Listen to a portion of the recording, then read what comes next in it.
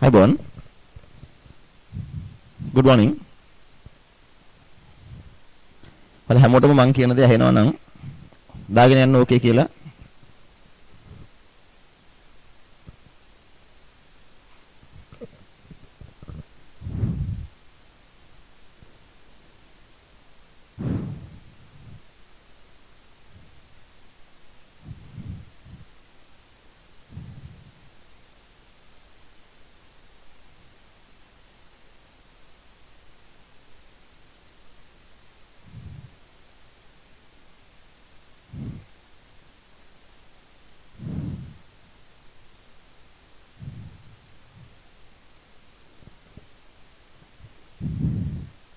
හොඳයි.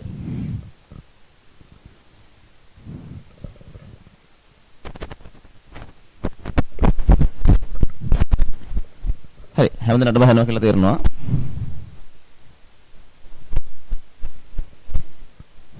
දැන් අපි පටන් ගන්න හදන්නේ අලුත් වැඩක්. සාමාන්‍යයෙන් අපි අලුත් වැඩක් පටන් අරගත්තාම ගොඩක් කල් කරන වැඩක් තියෙන්නේ. නමුත් මේක අලුත් වැඩක්. ඒත් එක්ක මේක පටන් අරගෙන මාස 3ක් ඇතුළත අපි කරන්න බලාපොරොත්තු වෙනවා. මොකද මේක නම දැම්මේ රැපිඩ් රිවිෂන් කියලා. දැන් රැපිඩ් කියන්නේ හැමදේම ඉක්මනට කරන එක නේද?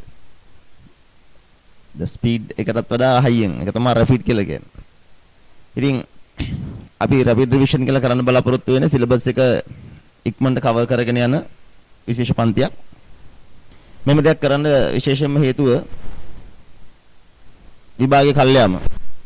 විභාගේ කල් නොගියා නම් අගෝස්තු වෙනකොට විභාගේ තියලත් ඉවරයි. සාමාන්‍ය විදිහට තිබ්බනම් මේ වෙනකොට ඔයාලගේ විභාගේ තියලා ඉවර වෙන්න ඕන. නමුත් අපේ විභාගේ කල් යාමත් එක්ක අපිට තව අමතර කාලයක් ලැබුණා නොවැම්බර් මාසෙ දක්වා. ඒ නිසා අපි බලාපොරොත්තු වෙනවා නැවත වතාවක් මුළු විෂය නිර්දේශයේම තරමක් වේගවත්ව ආවරණය කරගෙන යන්න. ඒක තමයි මෙතන රැපිඩ් රිවිෂන් කියලා අපි කරන්න බලාපොරොත්තු වෙන්නේ. එතෙන්දී ඔයාලට තේරෙන්නේ සාමාන්‍යයෙන් තියරි පන්තියකදී අපි කරන්නේ බිඳුවෙන් පටන් අරගෙන හිමින් කරයි යනවා. ඉතින් මම මෙතන කිව්වා පැය 100ක කාලයක් ගන්න බලාපොරොත්තු වෙනවා කියලා. ඉතින් සාමාන්‍යයෙන් ඔයාලා තියරි පන්තියකට ගියත් සතියකට පැය 2යි නම් පැය 2 ගානේ එක සතියකට මාසෙට පැය 8යිනේ. ඉතින් මාසෙට පැය 8යි නම් අවුරුද්දක් ගියත් පැය 96යිනේ. 12 වරක් 8නේ. ඒ කියන්නේ සාමාන්‍යයෙන් අවුරුද්දකින් විතර කරන්න පුළුවන් වැඩ ප්‍රමාණයක් අපිට මේ පැය 100ක් කෙනෙක්ගෙදී අපිට ගන්න පුළුවන්. ඒ නිසා කරන වැඩේ ගැන උපරිම විශ්වාසය තියාගන්න. මම දැක සමහර ළමයි මගෙන් අහනවා අපිට මූලික දේවල් මිස් වෙලා තියෙන්නේ. අපිට පුළුවන් වේද මෙතනින් අල්ලගන්න. ඉතින් වගේ විවිධ අදහස් මෙතෙන්දී අපි දැක්කා. මගේ උත්තරේ තමයි තමන්ගේ වමනාව තියෙනවා නම් අනිවාර්යයෙන්ම කරන්න බැරි දෙයක් නැහැ කියන එකයි. ඉතින් මේ අපි ඔයා මම අපි සියලු දෙනා මේ උදේ පාන්දර නැගිටගෙන මේ වගේ වැඩසටහනකට යොමු වෙන්න හේතුව තමයි කල නොහැක්කක් නොමැත. nothing impossible. ඇතැම් වෙලාවට හිමින් වැඩ කරගෙන යනවටත් වඩා රැපිඩ් කිව්වහම යමෙකුට වදිනවා වැඩි. මොකද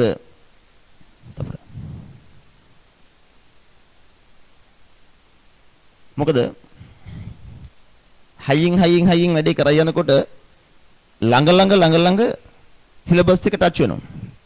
ඒ ඇතැම් වෙලාවට සමහර වෙලාවට කෙනෙකුට අර මුලට ටික වැඩ කරලා අන්තිමට එනකොට කරපුදවල අමතක වෙන ප්‍රශ්නකුත් තියෙනවා.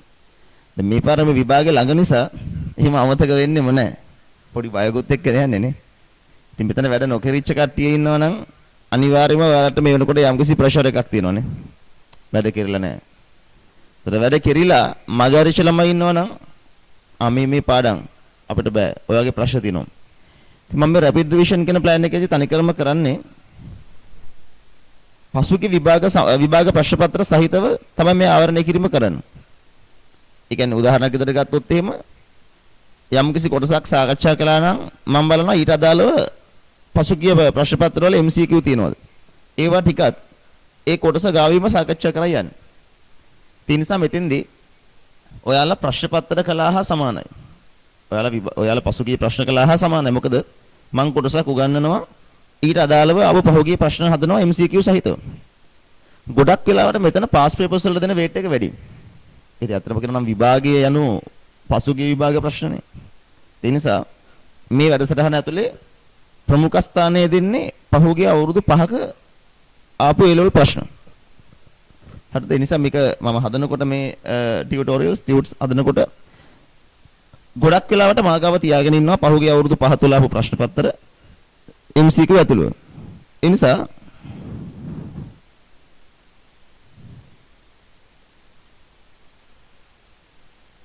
හරි. ඒ නිසා පහුගිය විභාග ප්‍රශ්න තමයි ගොඩක් වෙලාට මෙතන ફોකස් කරන්නේ. ඇත්තටම කියනවා නම් දැන් සමහර පාඩම් තියෙනවා. උදාහරණයක් විදිහට හිතන්නකෝ සමාගම ගිණුම් කරණය. සමාගම ගිණුම් කරණය ඒ ලෙවල් ප්‍රශ්න ටික හරියට හදා ගන්න පුළුවන් නම් මං හිතන්නේ වෙන වෙන ප්‍රශ්න කරන්න ඕනේ කියලා. අපේ ටාගට් එක ඒකකට යන එක. ඉතින් ඒකකට යන ගමනේදී දැන් අනිත් එක ඔයාලගේ විභාග අපි බලාපොරොත්තු වෙන්නේ නැහැ. අධික ලෙස අමාරු කරයි කියලා. අපි එහෙම කියලා ගොම් පාටේ කියලා බලාපොරොත්තු වෙන්නෙත් නැහැ. මොකද එහෙම කියලා ඒ ලෙවල් ස්ටෑන්ඩඩ් එක කියලා අඩු කරන එක නැහැ. නමුත් අපි බලාපොරොත්තු වෙන්නේ නැහැ ළමයෙකුට දරා ගන්න බැරි තරම් අමාරු එකක් දෙයි කියලා. මොකද මේ වගේ වැඩසටහනකට හරිය සම්බන්ධ වෙන්න හැකියාව නොලැබෙන ළමයි තාමත් ලංකාවේ ඉන්නෝනේ. මොකද ඔන්ලයින් এডুকেෂන් කියවම සමහර අයට මේකට සම්බන්ධ වෙන්න බැරුව ඇතිනේ. ඒ නිසා මෙහෙම දෙයකටවත් සම්බන්ධ නොවන ළමයි ගැනත් හිතලා පේපර් එක තියයි කියලා අපි හිතනවා. නමුත් අපි එහෙම හිතලා මොනවා හරි මෝඩ ප්‍රශ්න ටිකක් කියයි කියලා බලාපොරොත්තු වෙන්නෙත් නැහැ. ඒ නිසා මම හිතනවා මෙතන ඉන්න ඔයාලා හැමදෙනාටම පුදුමාකාර ශක්තියක් තියෙනවා. අද ඉඳන් පටන් අරන් ඒකක් ගන්න. ඔයාලම තේරුම් ගන්න ඕනේ දැන් මේ වගේ වැඩසටහනක් අපි ඔයාලට දෙනකොට ඒ සඳහා අපිත් ලොකු කැපකිරීමක් කරන්න ඕනනේ. ඒවා පොත්පත් හදවන්න ඕනේ. ඒවා ඔයාලට එවන වැඩසටහන් සැලසුම් කරන්න ඕනේ. ඒත් එක උදේ පාන්දර නැගිටින්න ඕනේ. සාමාන්‍යයෙන් මම 5ට නැගිටින මිනිහෙක් නෙවෙයි. සාමාන්‍යයෙන් මම 6ට විතර නැගිටින මිනිහෙක්. මම තව පැයක් විතර කලින් නැගිටින්න ඕනේ. ඒ නිසා ඒකට මම සතුටුයි. හරි. ඉතින් ඒ වගේ උදේ පාන්දර නැගිටලා ඔයාලා වෙනුවෙන් දෙයක් කරන්න පුදුමාකාර අවංක කැමැත්තකින් තමයි මේ වැඩසටහනට අත ගැහුවේ. දැන් මෙතන ඇති අලුත් ළමයි මගේ ඉන්න ළමයිනුත් ඇති සමහර වෙලාවට පාඩම් මිස් වෙච්ච කට්ටිය. ඉතින් මගේ ඉන්න ළමයි සාක්ෂි දරනවා අපි කොහොමදත් කැපවීමෙන් වැඩ කරනවා. අපි කොහොමදත් ඔයාලා වෙනුවෙන් මහන්සි වෙනවා වැඩ කරනවා. ඒක තවදුරටත් දැන් මේ වගේ දෙයක් හිතනකොට මම කල්පනා කළේ මේ ප්‍රෝග්‍රෑම් එක ඇතුලේ ෆේල් වෙන්න යන ළමයි පාස් වුණොත් ඒකක් නොගන්න හිටපු ළමයි ටික ඒ ගත්තොත් ඉතින් ඇත්තටම මෙතනින් අපිට ලැබෙන තෘප්තිමත් භාවය හොඳටම වැඩි. ඉතින් ඒක ඒ සතුට නිසා තමයි මේ වැඩේ පටන් ගන්න උත්සාහ කළේ. අනිත් එක මම විශ්වාස කරනවා ෆේල් වෙන්න යන ළමයිකට ඒකක් අරගෙන දෙන්න වුණත් මට හයියක් තියෙනවා කියලා. අනේ ඒ නිසා තමයි මම මෙහෙම එකක් පටන් ගත්තේ. මොකද අතීතේ ගත්තත් අපි දැකලා තියෙනවා සමහර ළමයි එකවුන්ස් වලට ඒ අරගෙන අනිත් වැඩ වලට C දෙකම ගත්ත වෙලාවල් තියෙනවා. ACS ගත්ත ළමයි ඉඳලා තියෙනවා. ඒ නිසා හරි පාරට ඔයා වැටිලා හරියට වැඩ කරන්න ගත්තොත් ඒකක් කියන්නේ ඔයාට ගොඩක් දුර දෙයක් නෙවෙයි.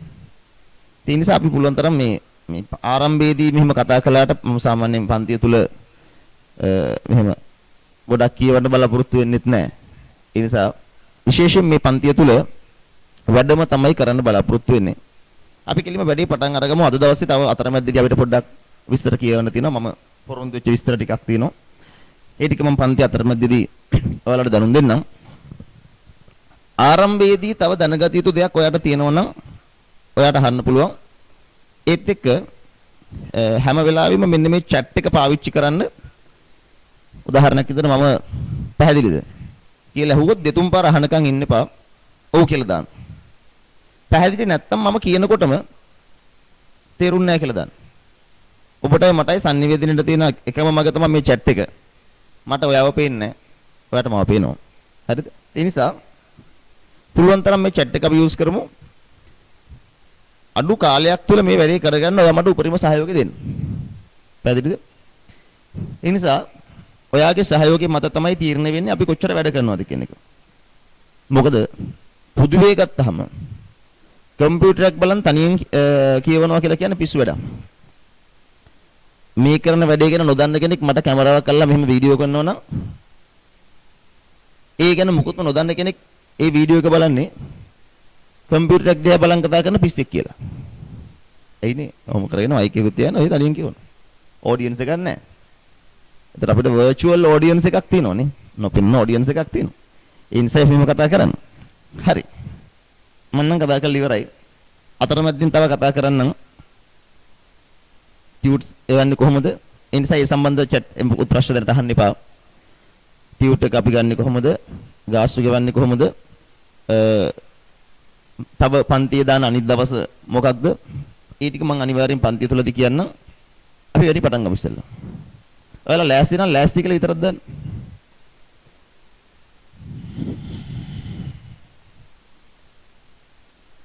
ready. ගැම්මින් යන්. ඉතින් මට තව පොඩි අදහසක් දෙන්න. මෙතන අලුතෙන්ම අද දවසේ සම්බන්ධ වෙච්ච ළමයි කවුද? අපේ පන්තියේ ළමයි නොවන අනිත් අය. පොඩක් නමයි ගමයි ඉක්මනට ටයිප් කරන් යන්න. නමයි ඔයාගේ ගම ටවුන් එකයි. හැමදේම එක දාන්න.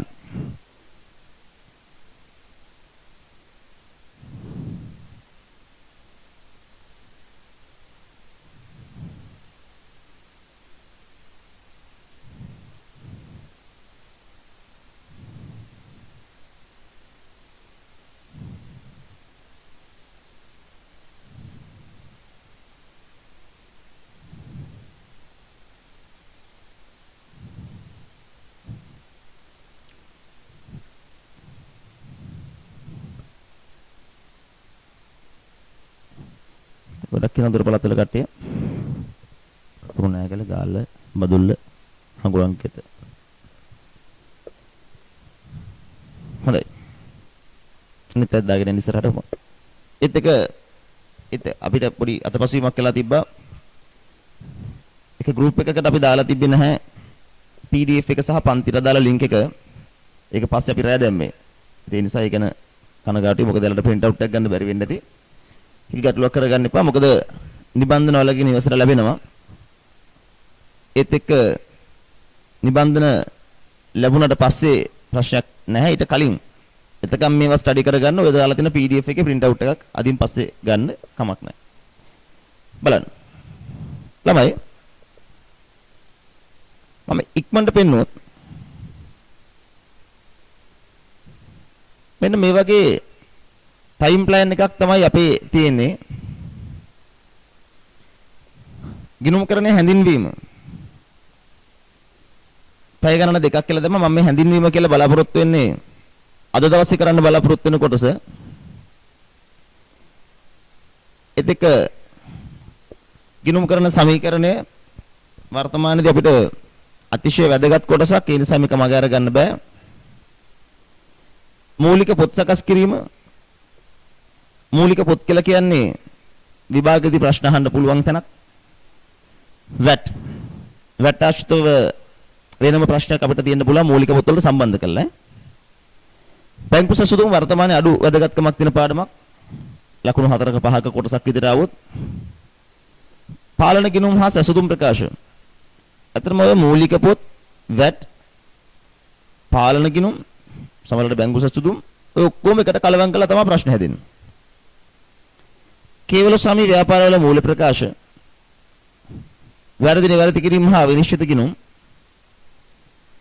නිෂ්පාදන පිරිවැය ප්‍රකාශ අසම්පූර්ණ සටහන් ලාභ අපේක්ෂා නොකරන සංවිධානවල ගිණුම් හවුල් ව්‍යාපාර ගිණුම් ගිණුම් කරන සංකල්ප සමාගම් ගිණුම් කරණය ගිණුම් කරන ප්‍රමිත. දැන් ප්‍රමිත ගත්තාම මූල්‍ය වාර්තාකරණයේ සංකල්පනාත්මක රාමුව මූල්‍ය ප්‍රකාශ ඉදිරිපත් කිරීම තොග දීපල පිරියත හා උපකරණ LKS 16 වාර්තා කරන කාල පරිච්ඡේදයෙන් පසුව හටගත සිද්ධි ගිණුම් කරන ප්‍රතිපත්ති අස්තමයෙන් තුල සිදු වෙනස්කම් සහ වැරදි LKS 8 කල්බදු ප්‍රතිපාදන අසම්භාව්‍ය බරකම් අසම්භාව්‍යවත්කම් මුදල් ප්‍රවාහ ප්‍රකාශ ගනුදෙනු කරුවන් සමග ඇති කරගන්නා ගිවිසුම් ඔය තමයි ගිණුම් කරන ප්‍රමිත ඔය ආකෘතිමය රාමුව සහිතව ඔක්කොම 10ක් තියෙනවා 1 2 3 4 5 6 7 8 9 10 ඊට පස්සේ කළමනාකරන ගණකාධිකරණය හැඳින්වීම ද්‍රව්‍ය පිරිවැය ශ්‍රම පිරිවැය පොදුකාර්ය පිරිවැය ආන්තික පිරිවැයකරණය ආයෝජන තීරණ අනුපාත විශ්ලේෂණය දැන් අපි සාමාන්‍යයෙන් තීරි පන්තිවල කළමනාකරන ගණකාධිකරණයේ ද්‍රව්‍ය පිරිවැය ඉවර කරලා තිනවනේ සාමාන්‍ය තීරි පන්තිලේ ළමයි මෙතන ඉන්නවනම් අපිට තව ඉතුරුලා තියෙන සිලබස් එකෙන් ඔය අන්තිම පාඩම් කැලි 4 විතරයි ඊට අමතරව ප්‍රමිතවල ඔය SLFRS 15 කළා නැහැ ඒ අර ඉතුරු සියල්ල අපි කරලා තිනවා එතකොට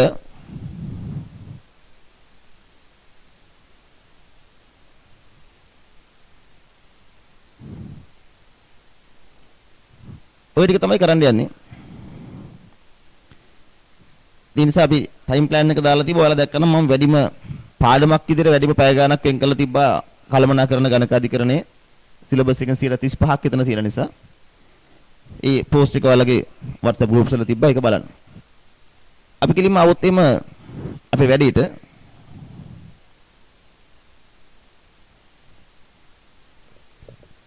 අපි print out එක තියෙන කට්ටිය ඒක පාවිච්චි කරන්න. right. ගිණුම්කරණය කියන්නේ මොකක්ද? එතන ඉඳන්ම පටන් ගන්නවා. ඒතර ළමයෙකුට ගිණුම්කරණය කියන එක තේරෙන්නේ නැත්නම් එතන ඉඳන්ම අපිට යන්න පුළුවන්. දෙතුන් සැරේ පැහැදිලි කරන්න යන්නේ නැහැ. එක සැරෙන් කියන්නම්. එයා ඔලුවට ගන්න.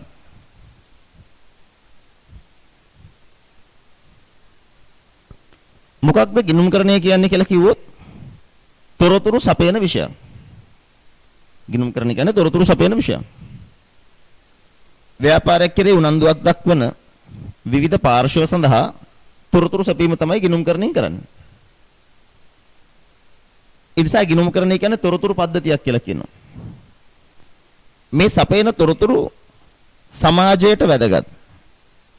සමාජයේ හරියට ක්‍රියාත්මක වෙන්නේ මේ තොරතුරු මත. ඒ නිසා අපි කියනවා ගිණුම්කරණය කියන්නේ සමාජ විද්‍යාවක්. මේක පොත්පත්වල සමාජ සංසිද්ධියක් කියලා හඳුන්වනවා. ඒ අනුව ගිණුම්කරණයේ ප්‍රධානම කාර්ය මොකක්ද? තොරතුරු sannivedanaya. ළමයි විවිධ ආයතන ගිණුම්කරණය සඳහා විවිධ නිර්වචන ඉදිරිපත් කරලා තියෙනවා. ඇමරිකානු ගිණුම්කරණ සංගමය ඇමරිකානු සහතිකලත් පොදු ගණකාධිකරණ ආයතනය ඔය වගේ විවිධ ආයතන මේ කියන්නේ විවිධ අදහස් දක්වලා තියෙනවා. ඒ නිසා අපි කතා කරන්න යන්නේ ගිණුම්කරණ කියන්නේ මොකක්ද මූලික වශයෙන්. ඔය යම් යම් ආයතන ගිණුම්කරණ සඳහා දක්වපු අදහස් ඇත්තටම විභාගෙදී අහන්නේ නැහැ ඔයගෙන්. ඔය නිකන් ඔළුවේ තියාගන්න විභාගෙදී එන්න පුළුවන් MCQ ප්‍රශ්න සඳහා ගිණුම් කරන ක්‍රියාවලිය ගැන. ගිණුම් කරනදී කරන පළවෙනි වැඩේ මොකද්ද? හඳුනා ගැනීම.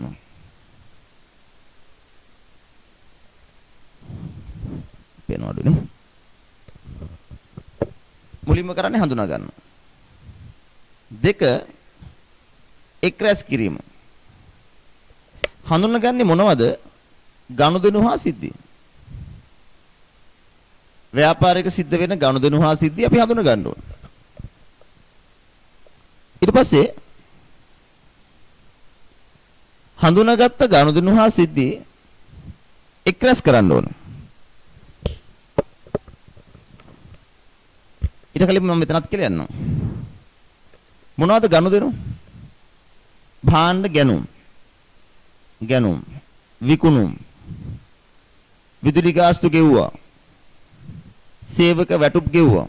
මේවන්නේ ගනුදෙනු.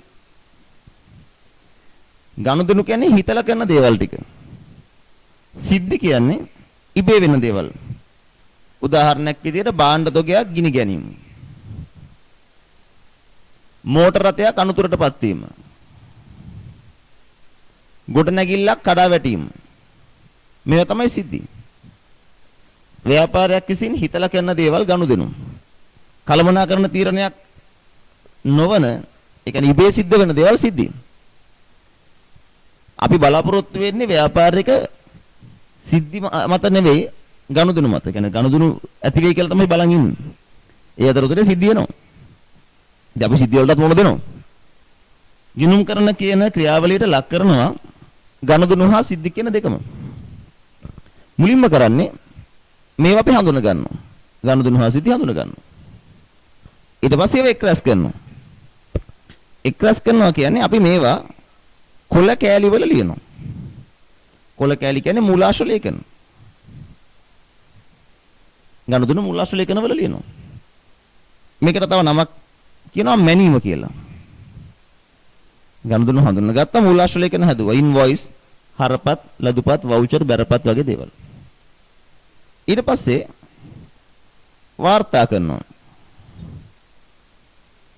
සටහන් කිරීම කියලාත් කියනවා. ඒ කියන්නේ මූලාශ්‍ර ලේඛන බලාගෙන අපි හදනවා විවිධ මූලික පොත්. ගණුම් ජර්නල්, විකුණුම් ජර්නල්, ආපසු යවුම් ජර්නල්, ආපසු යවුම් ජර්නල්. ඊට පස්සේ කරන්නේ වර්ග කරනවා. වර්ග කරනවා කියන්නේ ගිනුම් ගහනවා. ගිනුම් වලට හරබර කරනවා. හඳුනගත්ත ගනුදෙනු මූලාශ්‍ර ලේඛන වල ලිව්වා. ඊටසේ වාර්තා කළා. ඒ කියන්නේ මූලික පොත් හදුවා. වර්ග කළා. වර්ග කරනවා කියන්නේ ගිනුම් වලට හර කරනවා, බැර කරනවා. අපි හරබර කරන්නේ ද්විත්ව සටහන් මූලධර්මයට අනුවනේ. කවුද මේක හොයාගත්තේ? ලූකා පැසියෝලි. ඉස්සරහට කතා කරන හැම දෙයක්ම එක තැනක පොඩ්ඩක් හරි කතා කරන මේ ප්ලෑන් එකේ. 5 මේ ගිනුම් තුලනය කළා අපි හදනවා ශේෂ පිරික්සමක්. ගිනුම් තුලනය කළා අපි හදනවා ශේෂ පිරික්සමක්. ඊට පස්සේ ලාභාලාභ ප්‍රකාශ හදනවා. මූල්‍ය තත්ත්ව ප්‍රකාශ හදනවා. ඒ කියන්නේ මූල්‍ය ප්‍රකාශ හදනවා. මේකට කියනවා සාරාංශ කිරීම. සාරාංශගත කිරීම. සාමාන්‍යයෙන් සාරාංශගත කිරීම යටතේ ශේෂ පිරික්සම හදනවා. ලාභාලාභ ප්‍රකාශ හදනවා. මූල්‍ය තත්ත්ව ප්‍රකාශ හදනවා. ඒ කියන්නේ මූල්‍ය ප්‍රකාශ හදනවා. ඔය සියල්ල වැටෙන්නේ සාරාංශ කිරීම. ඊට පස්සේ 6 වෙනි වැඩේ තමයි විශ්ලේෂණය කරනවා.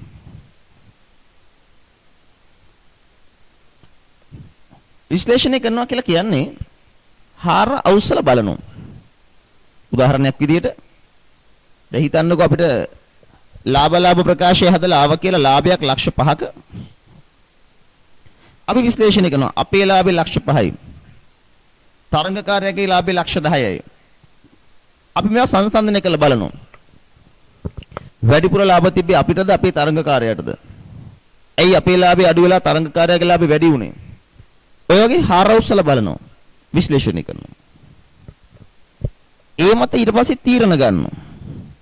තීරණ ගන්නවට කියනවා අර්ථකථනය.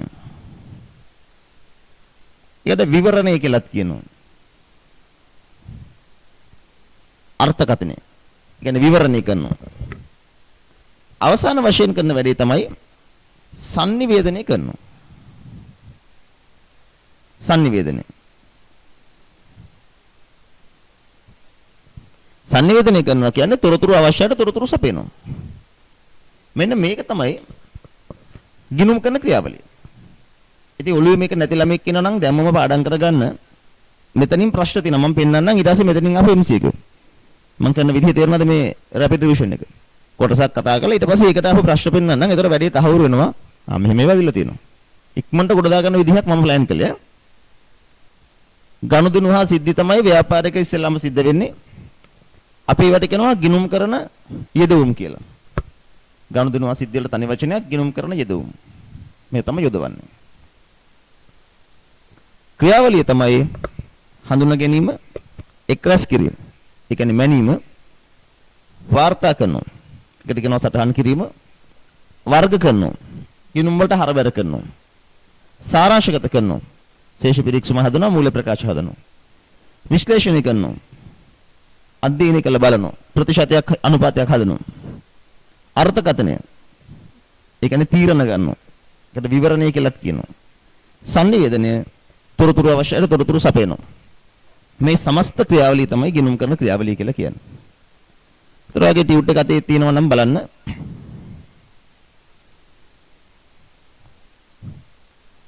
විවිධ ආයතන දුණු නිර්වචන අතරම අපිට වැදගත් නැහැ. ගනුදෙනු. ව්‍යාපාරයේ සම්පත්වල වෙනසක් සිදු කිරීමට බලපාන කළමනාකරන තීරණයක් මත හටගෙන ඇති මූල්‍යමය ස්වરૂපයක් ඇති සිදුවීමක් ගනුදෙනුවක් ලෙස හඳුන්වයි. එනම් ගනුදෙනුවක් වීමට නම් පහත ලක්ෂණ සම්පූර්ණ විය යුතුය. ලියලා පාඩම් කර ගන්න ගනුදෙනුවක් සතු ලක්ෂණ 3යි. 1 දැන් අතේ ටියුට් එක නැති කෙනෙක් print out දාගත නැති කෙනෙක් කොල කැල්ල ගොඩ ටික ලියා ගන්න. පස්සේ උතන ෆිල් කරගන්න. ඔයාලට තේරෙන්න ඕනේ හැමෝටම. 1 මූල්‍යමය ස්වરૂපයක් පැවතීම. මූල්‍යමය ස්වરૂපයක් පැවතීම.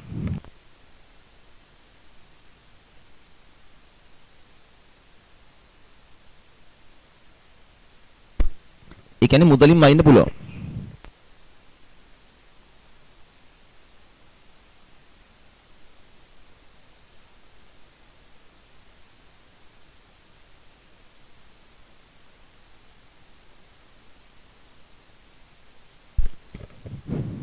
දෙක ව්‍යාපාරික සම්පත්වල වෙනසක් සිදුවීම. ව්‍යාපාරික සම්පත්වල වෙනසක් සිදුවීම.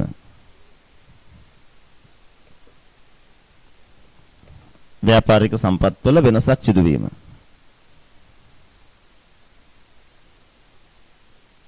තුන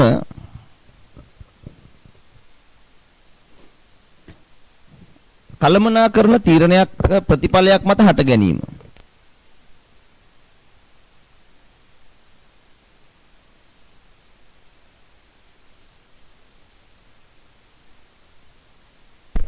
කළමනාකරන තීරණයක ප්‍රතිඵලයක් මත හට ගැනීම.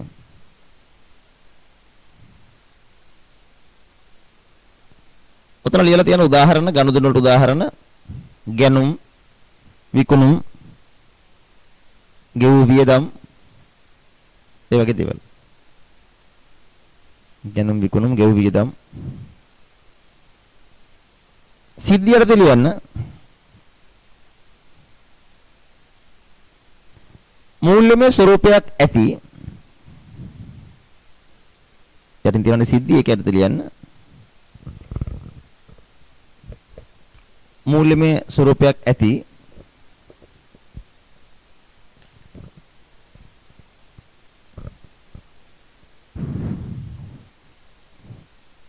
කළමනාකරන තීරණයක් මූල්‍යමය ස්වરૂපයක් ඇති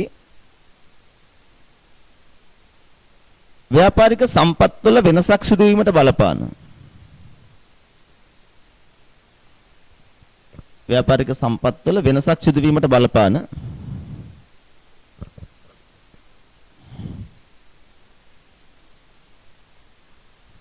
ව්‍යාපාරික සම්පත්වල වෙනසක් සිදු වීමට බලපාන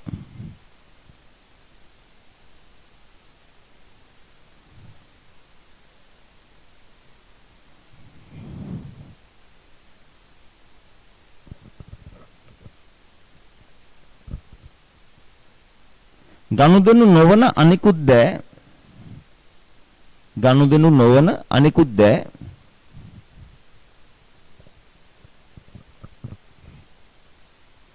සිද්ධි ලෙස හඳුන්වයි.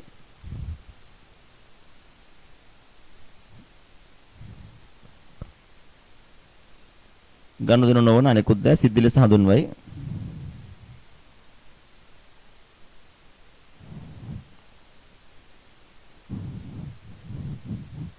උදාහරණ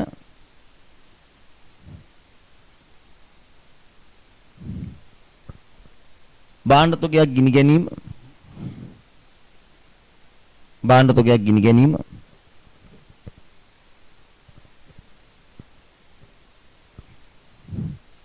මෝටර රථයක් අනතුරටපත් වීම,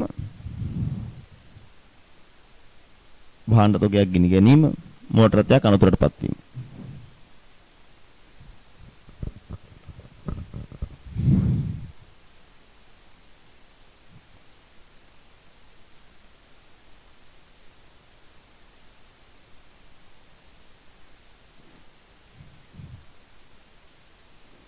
ඊට පස්සේ ගිණුම් කරන ක්‍රියාවලිය අනුපිළිවෙලින් මතක තියාගන්න ඕනෙමයි. ඔකෙන් ප්‍රශ්න අහනවා. එක හඳුනා ගැනීම. එක හඳුනා ගැනීම. දෙක එක්රැස් කිරීම, තව නමක් ලියන්න මැනීම. එක්රැස් කිරීම හෝ මැනීම. ඔන්න පැත්තකින් නෝට් ඩවුන් කරගන්න. මේකෙන් කතා කරන්නේ මූලාශ්‍ර ලේඛන හදනවා. ඉන්වොයිස් හරපත් බරපත්. එක්රැස් කරනවා මැනීම නැත්නම් ඒකේ තේරුම මූලාශ්‍ර ලේඛන හදනවා.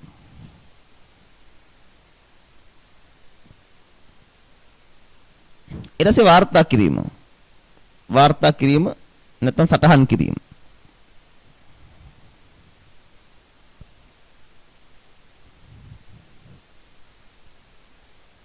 ඒකෙන් කියන්නේ මූලික පොත් හදනවා. ගැනුම් ජර්නල්, විකුණුම් ජර්නල් වගේ දේවල්. මූලික පොත් හදනවා. වාර්තා කිරීම නැත්නම් සටහන් කිරීම. හතර වර්ග කිරීම. ඒ කියන්නේ ගිණුම් හදනවා. මේකට තව නමක් කියනවා පිටපත් කිරීම. වර්ග කිරීමට කියනවා ගිණුම් වලට පිටපත් කරනවා කියලා කියන්නේ. ලෙජරේට පිටපත් කරනවා කියලා කියනවා.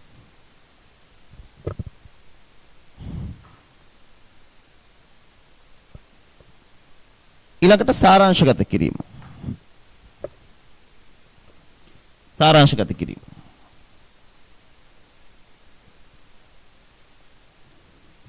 සාරාංශගත කිරීම කියද්දි මතක තියාගන්න ශේෂ පිරික්සුම හදනවා, මූල්‍ය ප්‍රකාශ හදනවා. මේ දෙකම සාරාංශ කිරීමට තමයි වැටෙන්නේ.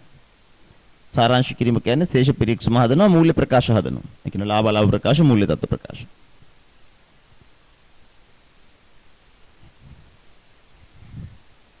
ඊළඟට විශ්ලේෂණය කිරීම. විශ්ලේෂණය.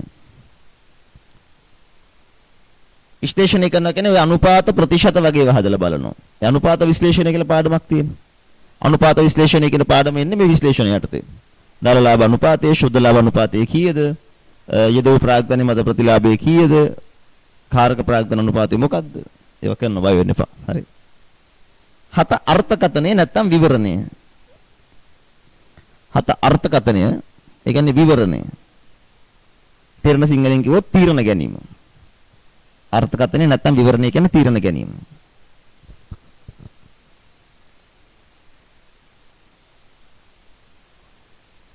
අට sannivedana.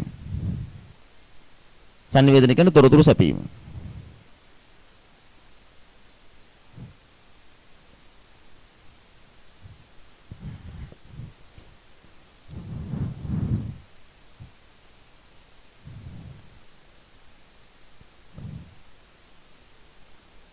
එතක ඊටම සම්බන්ධ තව දෙයක් කියලා කිව්වොත් මේ ගිණුම් කරන වැඩ සෙට් එක තියෙනවනේ.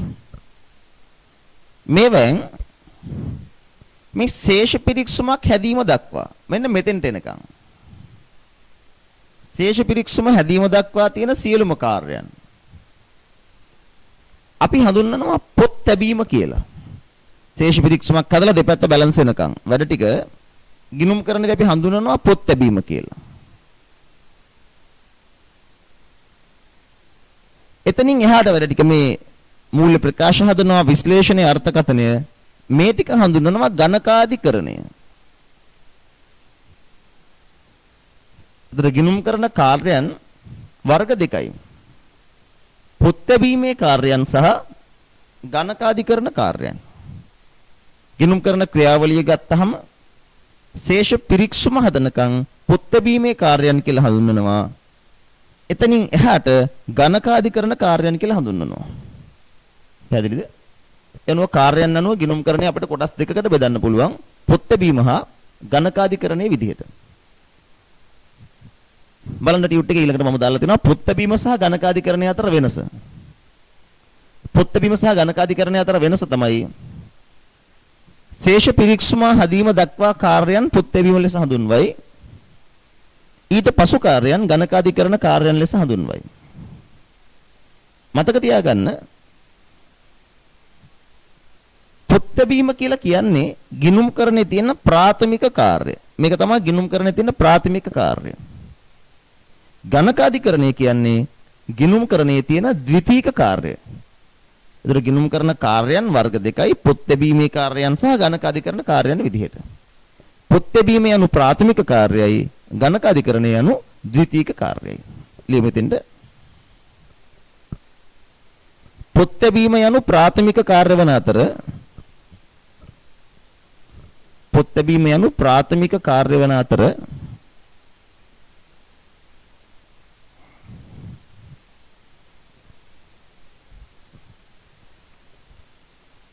පොත් බැීම යනු ප්‍රාථමික කාර්ය වන අතර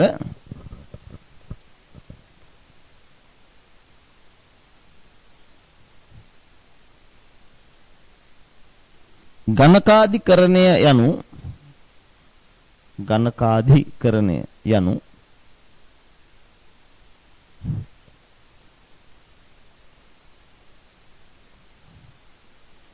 ද්විතීක කාර්යයයි.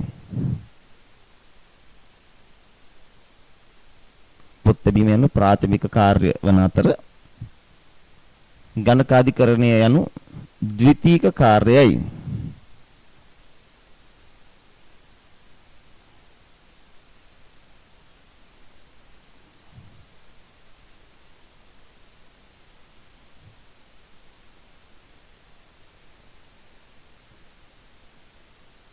ශේෂ පිරික්සුමක් සකස් කිරීම දක්වා කාර්යයන් පොත් බැීම ලෙස හඳුන්වයි. ශේෂ පිරික්සුමක් සකස් කිරීම දක්වා කාර්යයන් පොත් බැීම ලෙස හඳුන්වයි. ශේෂ පිරික්සුමක් සකස් කිරීම දක්වා කාර්යයන් පොත් බැීම ලෙස හඳුන්වයි.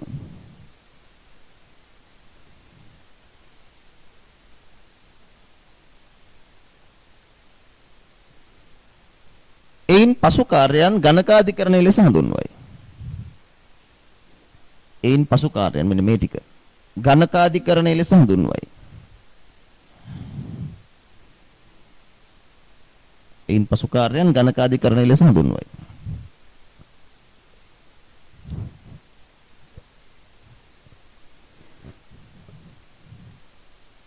ඒත් එක මතක තියාගන්න ළමයි මේ පොත් බැීමේ කාර්යයන් කරන මනුස්සයට අපි කියනවා පොත් තබන්නා කියලා. Book keeper. පොත් තබන්නා. මේවා බුක් කීපින්. ඒවා කරන්නේ බුක් කීපර්. ඊට පසු කාර්යයන් අපි කියනවා ගණකාධිකරණ කාර්යයන් කියලා. මේ වැඩ ටික පොත් බැීමේ කාර්යයන් කියලා හඳුන්වනවා. මේ වැඩ ටික ගණකාධිකරණ කාර්යයන් කියලා හඳුන්වනවා. ගණකාධිකරණ කාර්යයන් කරන මනුස්සයා තමයි ගණකාධිකරු. ඒකවුන්ටන්ට්. අපි කවුන්ටන්ට් කෙනෙක් වෙනවා කියලා කියන්නේ ඔයාට මේවා හදන්න නැහැ. මේ ටික software එකකින් හදලා දෙනවා. මෙතනින් එහාට තමයි කරන්න ඕනේ. ඊට පස්සේ ලියාගන්න පොත් බැීම කරන්න පොත් තබන්නාද පොත් බැීම කරන්න පොත් තබන්නා ලෙසද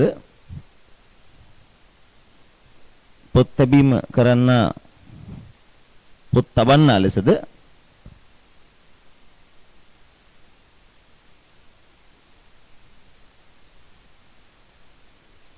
පොත් බැීම කරන්න පොත් තබන්නා ලෙසද ගණකාධිකරණ කටයුතු කරන්න ගණකාධිකරු ලෙසද හඳුන්වයි.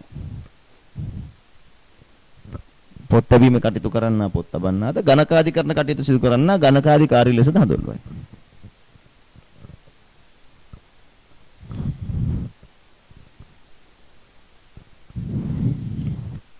right. ඔය ආශ්‍රයෙන් අප ප්‍රශ්න ටික බලමු. MCQ මම සාමාන්‍යයෙන් උතන කොටු කරලා දාලා තියෙන්නේ. ඔය තියෙන්නේ පහුගිය අවුරුදු කීපයක ආපු ඔයිට අදාළ ප්‍රශ්න කීපයක්. ඉක්මනට කරලා දාන්න බලන්න ඔය MCQ 4. චූටි තැන්වලුත් ප්‍රශ්න අහනවා.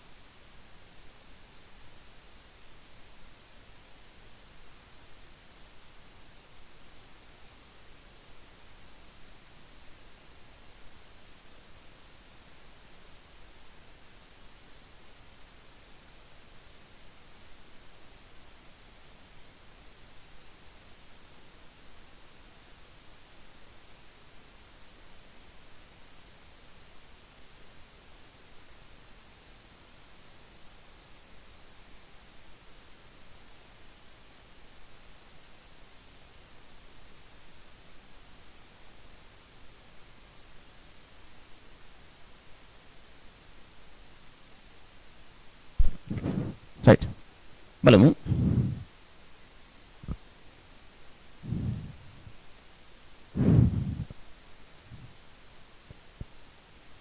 එක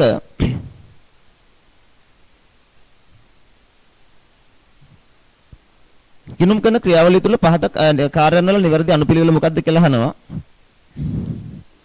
බලන්න දැන් අපි කතා කළා මෙතන ඉස්ලාම වෙන්න ඕනේ C නේ. ව්‍යාපාර ගනුදෙනු සිද්ධ වෙන්න ඕනේ. ඊට පස්සේ මුලාශ්‍ර ලියවිලි හදන්න ඕනේ. C B A E D C B A E D කියන්නේ උත්තරංක දෙක නේ. එකට දෙක. එකට දෙක. දෙක. පහත කාර්යයන් ගිණුම් කරන ක්‍රියාවලිය සිදුවන නිවැරදි අනුපිළිවෙල. දැන් මේ පහෝගේ විභාග ආසන්න විභාග 4ක ආපු ප්‍රශ්න දාලා තියෙනනේ. ගනුදෙනුවට අදාළ මූලික පොත සටහන් කරනවා, ගනුදෙනුව සිදු වෙනවා, මූලික ලියවිලි හදනවා, ලෙජර් පිටපත් කරනවා. එතන B C D A B C D A උත්තරංග 3 නෑ B C A D වැරද්දුවනේ. ඉස්සෙල්ලා ගනුදෙනුව සිදු වෙනවා, මූලික ලියවිල්ල හදනවා, මූලික පොතේ හදනවා, ලෙජර් පිටපත් කරනවා. sorry B C A D උත්තරංග 2 උත්තරංග 2 B C A D ඇවිල්ලා තියෙනවා. උත්තරංග 2 දැන් බොහෝලාට දෙකද කොහෙද නේ ඈ දැන් විභාගෙදී දැක්ක ගමන් ওই ප්‍රශ්නෙට දෙක ගහන්න එපා ගිහිල්ලා පහත් කාර්යයන් ගිණුම් කරන ක්‍රියාවලිය තුළ සිදුවන නිවැරදි අනුපිළිවෙල. ගනුදෙනු සිදු වෙනවා, ගනුදෙනු මූලික පොතවල සටහන් කරනවා. ඒ කියන්නේ A C B D E A C B D E එතනනේ.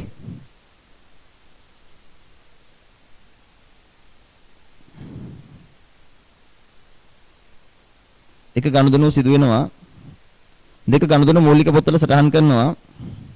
ඒතර AC ඊට පස්සේ B ජර්නල් සටහන් ලෙජරේට පිටපත් කරනවා.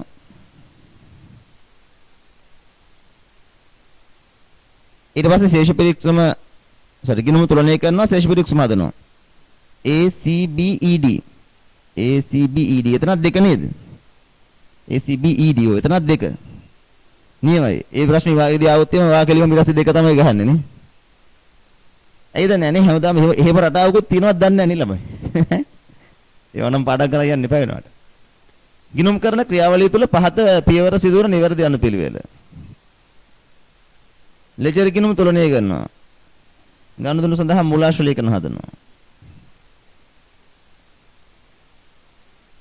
ඒ කියන්නේ මේ එකම ප්‍රශ්නෙද මන්ද කොපි කරලා තියෙන්නේ ඒ ලෙවල් නේ.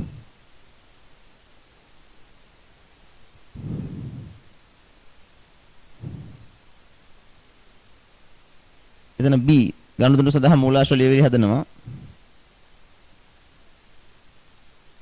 B C B C E A D එතනත් දෙකනේ. එතනත් දෙක. ඒවට පේනවද මේ අවුරුදු 4ක ප්‍රශ්න ඔක්කොටම දෙක තමයි. ඔක්කොටම දෙක තමයි නේ. මට කරන්න දෙයක් නැහැ ඉතින්. හරි යමු එතනින් එහාට. කියන්නේ A level වල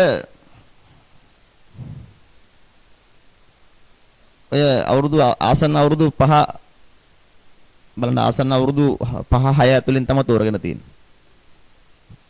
බලන්න. ඔන්න ගිණුම් කරන ක්‍රියාවලිය. එනිකම ප්‍රශ්නේ අරන් පොඩ්ඩක් කරකවල තමයි දාන්නේ නේ. යමු ඊළඟ කොටසට.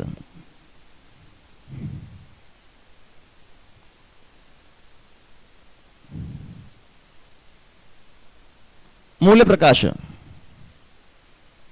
දැන් මෙතන ව්‍යාපාරයක් හදනවා මූල්‍ය ප්‍රකාශ. අපි මූල්‍ය ප්‍රකාශ කට්ටලයක් හදලා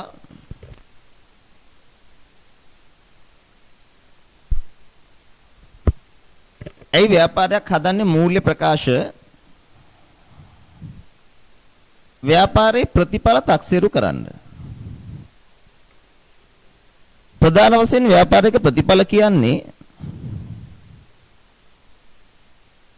ව්‍යාපාරයේ ලාභදායීත්වය හා මූල්‍ය තත්ත්වය.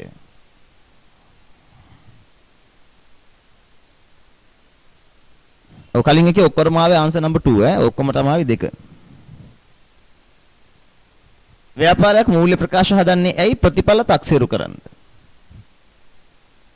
ප්‍රධාන ව්‍යාපාර ප්‍රතිඵල දෙක තමයි එක ලාභදායීත්වය, දෙක මූල්‍ය තත්ත්වය. අවුරුද්දක් පුරා accounts තියාගෙන ගිහිල්ලා අපි බලනවා ලාභද අලාභදනේ. එතකොට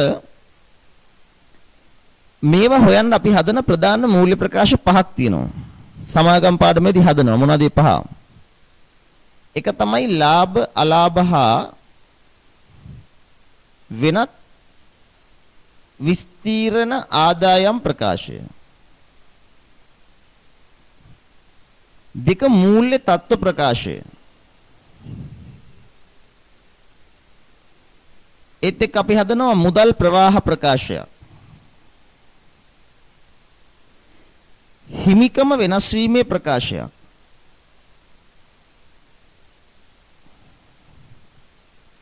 ගිණුම් කරන සටහන්.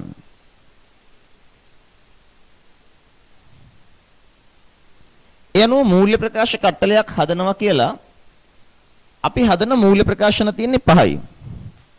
හැබැයි ඔය පහම හදන්නේ නැහැ හැම ව්‍යාපාරයක්ම. ඔය පහම හදන්නේ සමාගම්. ඔයාලා කේවල ස්වාමී ව්‍යාපාර වලට හදන්නේ මේ දෙක විතරයි. මෙතනත් ලාභ ලාභ ප්‍රකාශය හා මූල්‍ය තත්ත්ව ප්‍රකාශයනේ. වෙනත් විස්තීර්ණ ආදායම් ප්‍රකාශයක් එන්නේ සමාගමකට යනකොට. ඉතින් මූල්‍ය ප්‍රකාශ හදන්නේ ඇයි? ප්‍රතිඵල තක්සේරු කරන්න. ප්‍රධාන වශයෙන් අපි හොයන ප්‍රතිඵල ලාභදායීත්වය හා මූල්‍ය තත්ත්වය. ඒ සඳහා හදනවා මූල්‍ය ප්‍රකාශ. මෙන්න මූල්‍ය ප්‍රකාශ වල තියෙන කොටස් පහ. මූල්‍ය ප්‍රකාශ කටලක තියෙන සංරචක පහ. ඒ සංරචක කියන වචනේත් මතක තියාගන්න. ලියගමු. කිසියම් කාල පරිච්ඡේදයක් තුළ ව්‍යාපාරයක් අත්පත් කරගත් ප්‍රතිඵල තක්සේරු කරන්න එම කාල පරිච්ඡේදයේ අවසානයේ හදනවා ගිණුම් ප්‍රකාශන කට්ටලයක්. ඒවට කියනවා මූල්‍ය ප්‍රකාශ. ලංකාවේ ගිණුම් කරන ප්‍රමිතාංක 1 අනුව මූල්‍ය ප්‍රකාශන වල සංරචක 5යි. කොටස් 5යි. 1. ලාභ අලාභ හා වෙනත් විස්තීර්ණ ආදායම් ප්‍රකාශය. ලාභ අලාභ හා වෙනත් විස්තීර්ණ ආදායම් ප්‍රකාශය.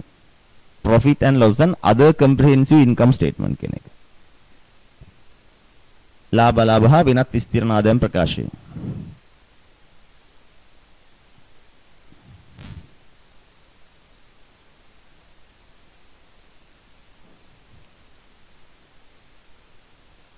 දෙක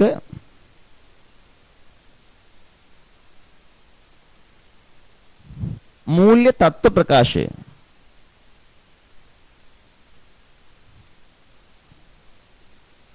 मूल्य तत्व प्रकाश है।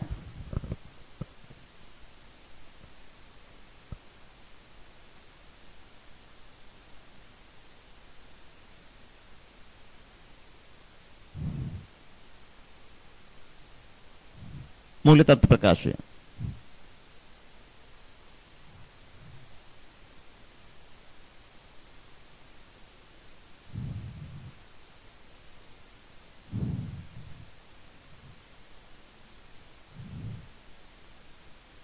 लाभ लाभ वेनත් විස්තීර්ණ ආදායම් ප්‍රකාශය මූල්‍ය තත්ත්ව ප්‍රකාශය 3 මුදල් ප්‍රවාහ ප්‍රකාශය මුදල් ප්‍රවාහ ප්‍රකාශය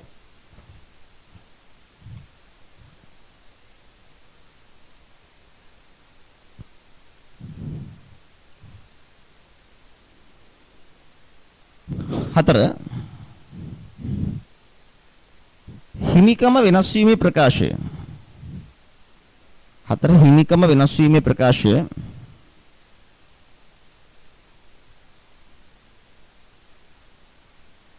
5 ගිණුම් කරන සටහන් ගිණුම් කරන සටහන්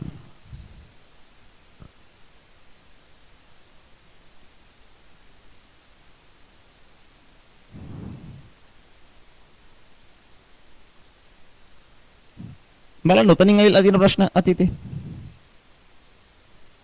මම එක එක මාතෘකාව බල බල පාස් පේපර් සර්ච් කළා. එතකොට අපිට පෙවුණා හැම කොටසකටම යම් MCQ එකක් ඇවිල්ලා තියෙන්න පුළුවන් කියලා. මම පෙන්නන්නම්.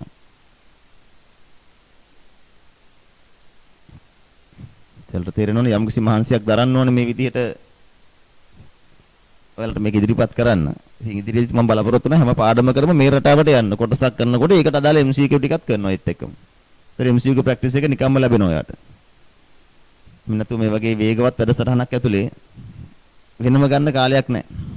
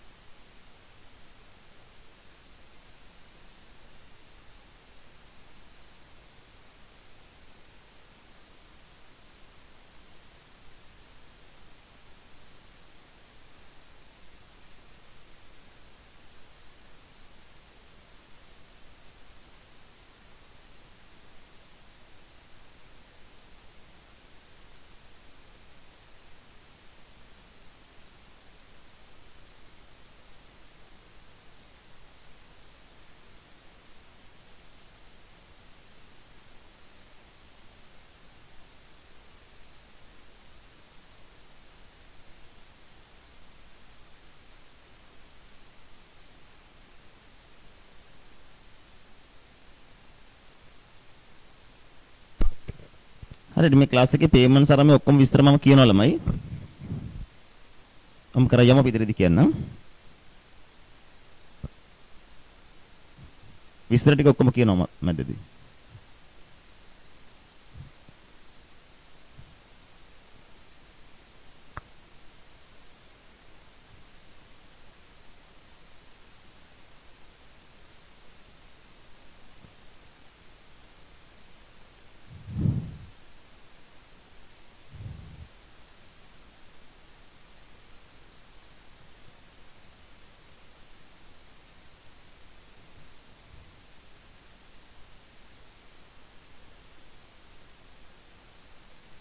හරිද බලමුද?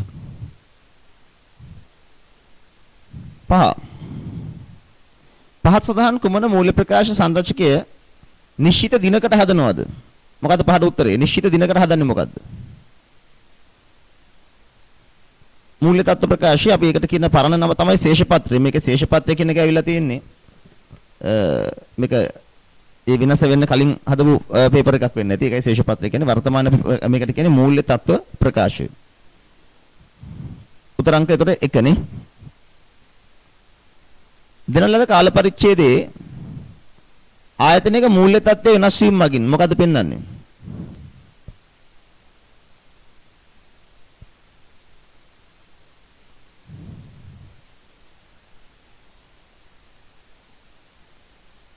හිමිකම් හා වගකීම් උත්තර අංක 3 නේ.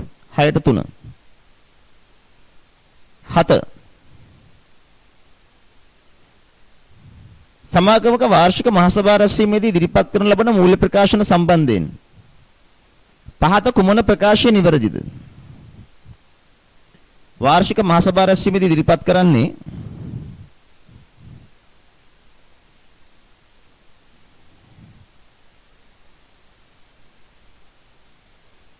උතරංග පහනේ අලුම් කරන පාර්ශවයන්ගේ පොදු තොරතුරු අවශ්‍යතා සපුරලාන බැවින් ඒවා පොදු පරමාර්ථ මූල්‍ය ප්‍රකාශන. උතරංග 5. 7ට 5. 8. එතන මේ පොදු පරමාර්ථ කියන එක මම පොඩ්ඩක් කියලා දෙන්න ඕනේ කියලා හිතනවා. බලන්න.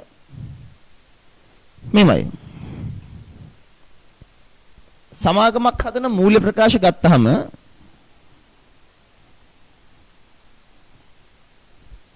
සමාගමක් හදන මූල්‍ය ප්‍රකාශ ගත්තහම ඒවා වර්ග දෙකයි. විශේෂ පරමාර්ථ මූල්‍ය ප්‍රකාශ සහ පොදු පරමාර්ථ මූල්‍ය ප්‍රකාශ. දැන් පොදු පරමාර්ථ මූල්‍ය ප්‍රකාශ කියන්නේ සමාගමක් හදන ප්‍රකාශිත මූල්‍ය ප්‍රකාශ. ප්‍රකාශිත මූල්‍ය ප්‍රකාශ තමයි පොදුවේ ඕන කෙනෙකුට දෙන්න හදන්නේ.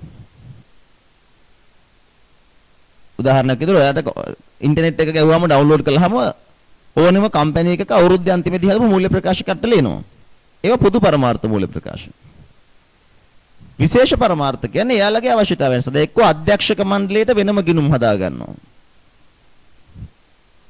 එක්ක බැංකු ණයක් ගන්න හිතාගෙන බැංකුවට account set එකක් හදලා දෙනවා. සමහරලාට කළමනාකරුව මාසිකව account හදනවා. ඒව ඔක්කොම විශේෂ පරමාර්ථ. පොදු පරමාර්ථ කියන්නේ අර ප්‍රසිද්ධ කිරීම සඳහා හදන මූල්‍ය ප්‍රකාශ කට්ටලේ. පැහැදිලිද? එයන ඔයාගෙන් අහන්නේ ආයතනයක් විසින් පිළියෙල කරන 8 වෙනි ප්‍රශ්නේ අපි ඉන්නේ.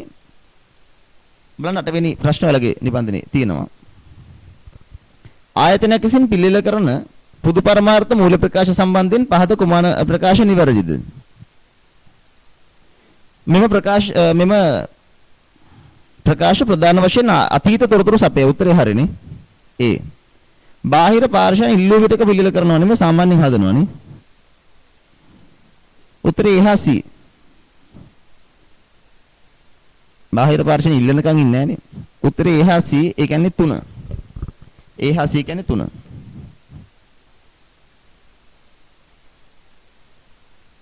බලන්න ඊළඟට.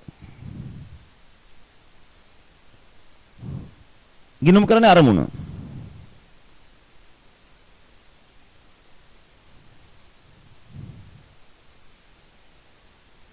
හයට ආවේ 3 නේද? 3. 7. 7ට ආවේ 5. 7ට ආවේ 5 ඈ. 8ට ආවේ 3.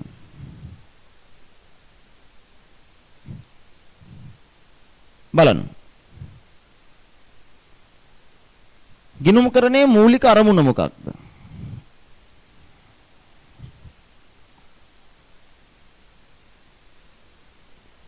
අංගින්ද. ගිණුම් කරන්නේ මූලික අරමුණ මොකක්ද කියලා අහුවොත් එහෙම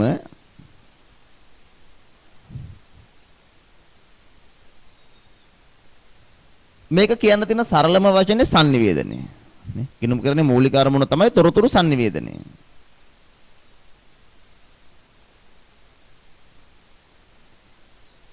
ඒ කියන්නේ තොරතුරු සැපීම. ගිණුම් කරන්නේ මූලික අරමුණ වන්නේ sannivedanaයි. එනම් තොරතුරු සැපීමයි.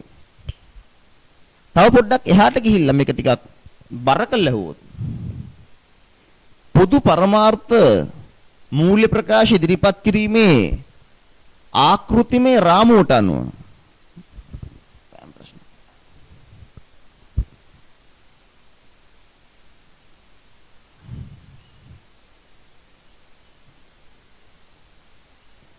පොදු පරමාර්ථ මූල්‍ය ප්‍රකාශ ඉදිරිපත් කිරීමේ ආකෘතිමය රාමුවට අනුව ගිණුම් කරන්නේ අරමුණ කුමක්ද?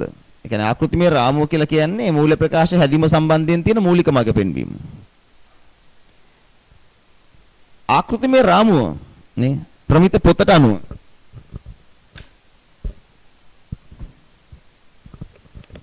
මෙන්න මේ ප්‍රමිත පොතට අනුව මේක හැඳින්වීම තමයි ආකෘතිමය රාමුව කියන්නේ. ආකෘතිමය රාමුවට අනුව ප්‍රධාන අරමුණ මොකක්ද කියලා අහුවොත් වර්තමාන හා අනාගත ආයෝජකයන්ටත්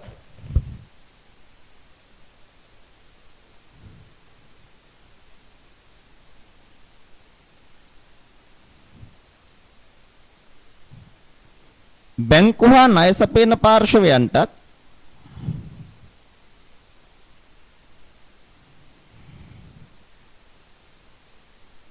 අනෙකුත් ණය හිමියන්ටත්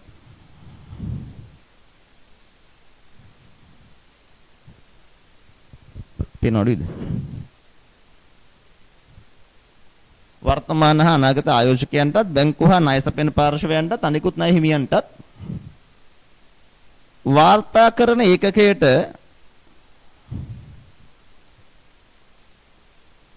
සම්පත් සැපයීමට අදාළ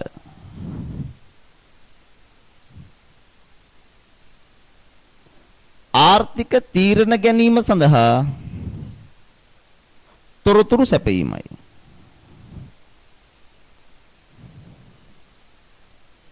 බලන්න මේ ප්‍රශ්නේ අහන්න පුළුවන් විදි වෙනස් වෙනවා. ගිණුම්කරණයේ මූලික අරමුණ කුමක්ද කියලා නිකන් අහුවොත් sannivedanaye. ආකෘතිමය රාමුව නැත්නම් පොදු පරමාර්ථ මූල්‍ය ප්‍රකාශ ඉදිරිපත් කිරීමේ ආකෘතිමය රාමුව. ඒ කියන්නේ අර ප්‍රමිත පොතට අනුව ප්‍රමිත පොතේ හැඳින්වීමට අනුව. ගිණුම්කරණයේ අරමුණ කුමක්ද කියලා අහුවොත් ඔයාගේ උත්තරේ මේ විදිහට ලියවෙන්න. වර්තමාන හා අනාගත ආයෝජකයන්ටත් බැංකු හා ණය සපයන පාර්ශවයන්ටත් අනිකුත් ණය හිමියන්ටත් පාර්ශව තුනක් සඳහන් කරනවා. කාටද තොරතුරු සපයන්න ඕනේ? වර්තමාන හා අනාගත ආයෝජකයන්ටත් බැංකු හා ණය සපයන පාර්ශවයන්ටත් අනිකුත් ණය හිමියන්ටත්. කාටද මේගොල්ලන්ට? මොකටද? වාර්තා කරන ඒකකයට සම්පත් සැපීමට අදාළ ආර්ථික තීරණ ගැනීම සඳහා. වාර්තා කරන ඒකකය කියන්නේ ව්‍යාපාරය. ව්‍යාපාරයට සම්පත් සැපීමට අදාළ ආර්ථික තීරණ ගැනීම සඳහා තොරතුරු සැපීමයි. ඉතින් එතකොට ගිණුම්කරණයේ මූලික අරමුණ මොකක්ද? sannivedanaye. ඒ කියන්නේ තොරතුරු සැපීම. එකම කතාව කියන්නේ. හැබැයි බැරි වෙලාවත් විභාගෙදී මෙහෙම ඇහුවොත් මෙහෙම අහනවා. ගිණුම්කරණය සඳහා වූ ආකෘතිමය රාමුවට අනුව. නැත්නම් ඔයාව තව ටිකක් බය කළා. පොදු පරමාර්ථ මූල්‍ය ප්‍රකාශ ඉදිරිපත් කිරීමේ ආකෘතිමය රාමුවට අනුව. ගිණුම්කරණයේ අරමුණ කොමක්ද? මේ විදිහ මතක තියාගත්තා නම් මෙතන ලකුණක් දෙකක් තියෙයි කියලා මට හිතෙනවා. ඒ නිසා අපි කෝකටත් ලියාගමු.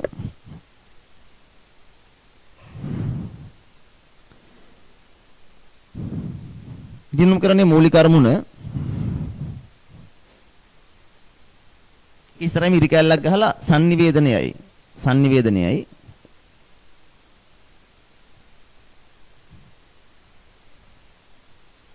sannivedanayeයි. ඊට යට රූලෙන් ලියන්න. ආකෘතිමය රාමුවට අනුව. දන්න කෙනෙක් ඉන්නම් ආකෘතිමය රාමුව කියන ළමයි මෙන්න මේ ප්‍රමිත පොතේ තියෙන හැඳින්වීම. අපි ඉස්සරහට කතා කරන එකයි පාර. ආකෘතිමය රාමුව කියන්නේ ප්‍රමිත පොතේ හැඳින්වීම. මම මේ පැය 100 ඇතුලේ ඒකටත් කාලයක් වෙන් කරලා තියෙනවා. ආකෘතිමය රාමුව අනුව ප්‍රධාන අරමුණ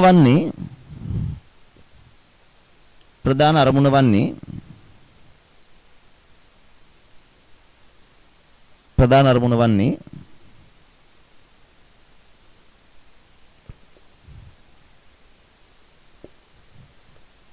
වර්තමාන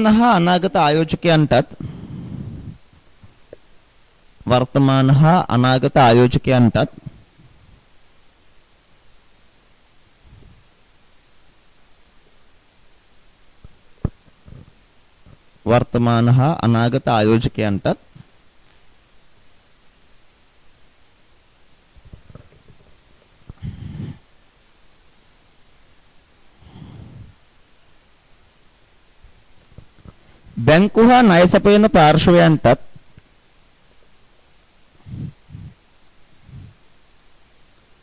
බැංකු හා ණය සපයන පාර්ශවයන්ටත්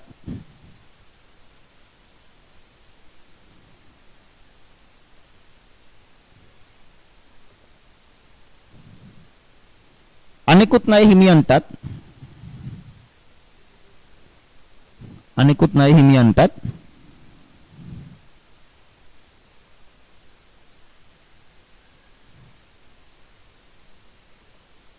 අනිකුත් හිමියන්ටත් වාර්තා කරන ඒකකයට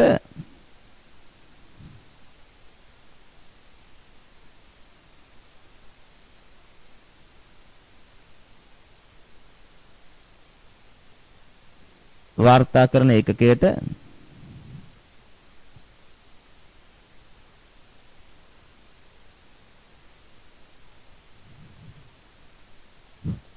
වාර්තා කරන එකකයට සම්පත් සැපීමට අදාළ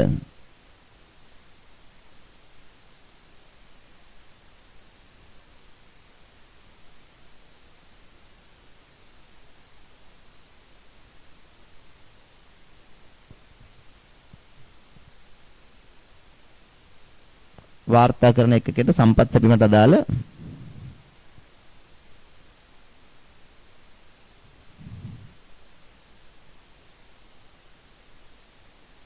ආර්ථික තීරණ ගැනීම සඳහා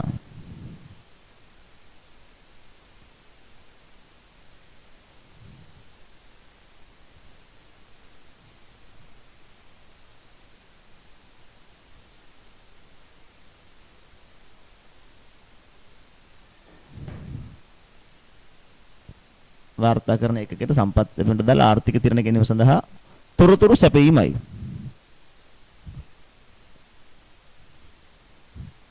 වාර්තා කරන එකකයට සම්පත් සැපීමට අදාළ ආර්ථික තීරණ ගැනීම සඳහා තොරතුරු සැපයීමයි.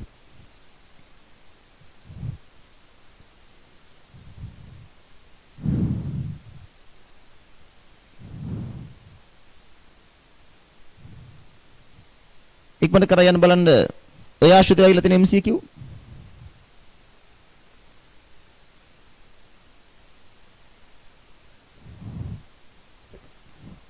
9 10 11 12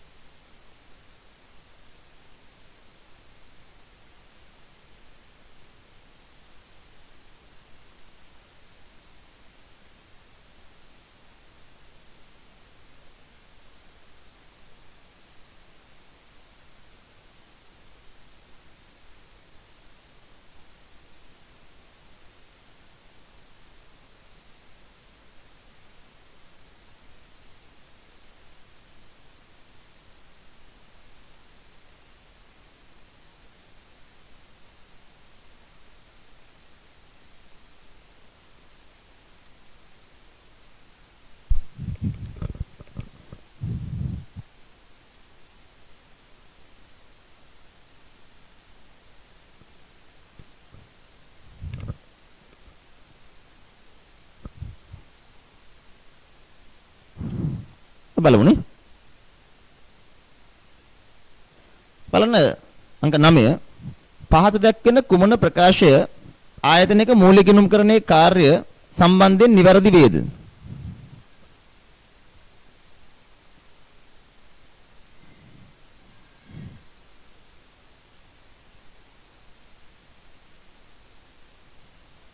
උතරංග 3 වඩා නිවැරදිනේ. ඒ ආයතනයක් පිළිබඳ අල්මක් දක්වන පාර්ශවයන්ගේ භාවිතය සඳහා පොදු පරමාර්ථ මූල්‍ය වාර්තා පිළිල කරයි. 9ට 3. 10. ඒ ප්‍රශ්නමයි මූල්‍ය ගිණුම්කරණයේ මූලික අරමුණ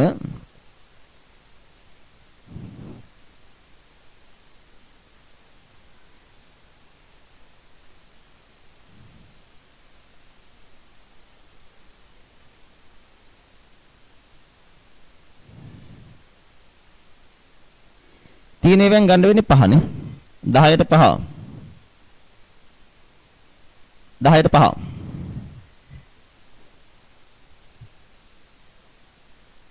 11.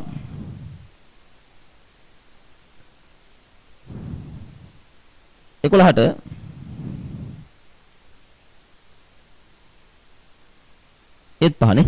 11ටත් 5. 11ට 5. හරි. යමු එතනින් එහාට.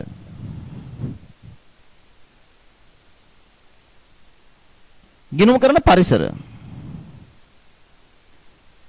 ගිණුම් කරන සඳහා බලපාන විවිධ පරිසර මොනවද?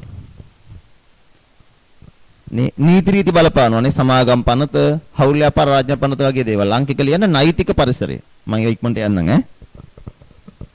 ඒක නෛතික පරිසරය. එහෙම ඒවා තියෙනවා කියන එකට අවධානය යොමු කරවගෙන මම ඉස්සරහට යනවා. නෛතික පරිසරය දෙක ශිල්පීය හා වෘත්තීය පරිසරය. ශිල්පීය හා වෘත්තීය පරිසරය. ශිල්පීය හා වෘත්තීය පරිසරය. Technical and professional environment. ශිල්පීය හා වෘත්තීය පරිසරය.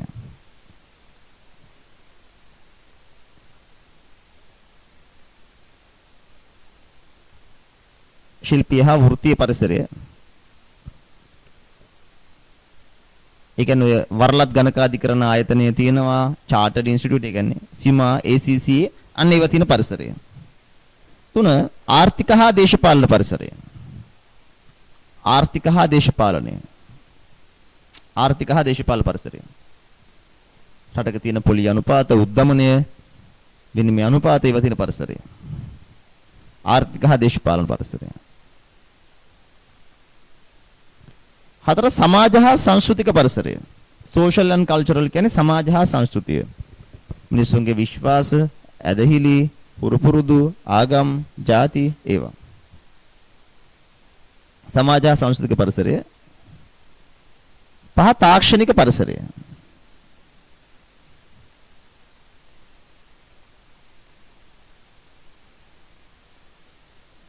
තාක්ෂණය.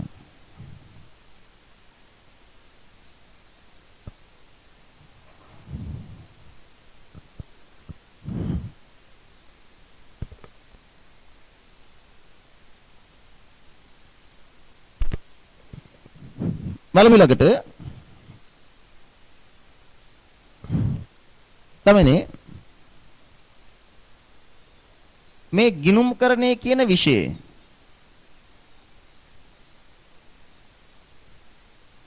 අංශ දෙකක් තියෙනවා. ගිණුම්කරණය කියන විෂයේ මූලික අංශ දෙකයි. එකක් තමයි මූල්‍ය ගිණුම්කරණය,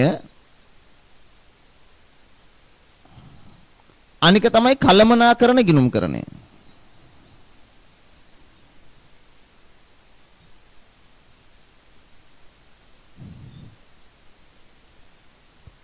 අපේ සිලබස් එකේ ගත්තත් ඔය අංශ දෙක අපි ඉගෙන ගන්න ඕනේ. අපේ සිලබස් එකේ විදිහට නම් මූල්‍ය ගිණුම්කරණයට 65ක් විතර තියෙනවා. කළමනාකරණ ගිණුම්කරණය 35ක් විතර අපිට තියෙනවා. මොකද්ද මේ දෙකේ වෙනස? නැවත වතාවක් අපි ඉදිරියේදී මේවා කතා කරනවා. කළමනාකරණ ගිණුම්කරණයට ආවහම මූල්‍ය ගිණුම්කරණය කියන විෂයදී කරන්නේ ප්‍රධානම වශයෙන් අතීත තොරතුරු සපයනවා. කළමනාකරණ ගිණුම්කරණයේදී අනාගතයට අදාළ තොරතුරු සපයනවා. මූල්‍ය ගිණුම් ව්‍යාපාරයේ ඉන්න අභ්‍යන්තර හා බාහිර කියන ඕන කෙනෙකුට සපයනවා. කළමනාකරණ ගිණුම් අභ්‍යන්තර කළමනාකරුවන්ට පමණයි.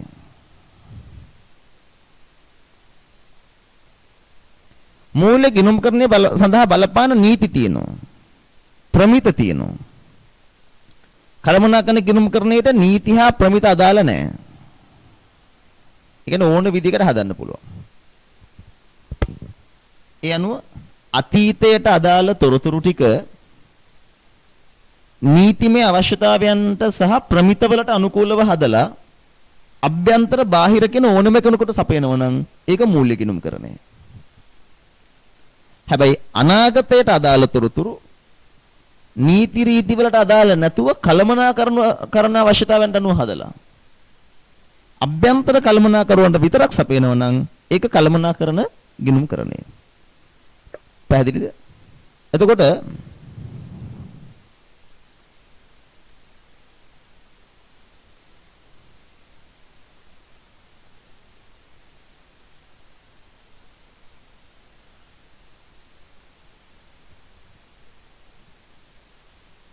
බලන්න එතකොට කලමනාකරන ගිණුම්කරණයේදී අනාගතයට අදාළ තොරතුරු අභ්‍යන්තර කලමනාකරණයට ඕන විදිහට වාර්තා කරලා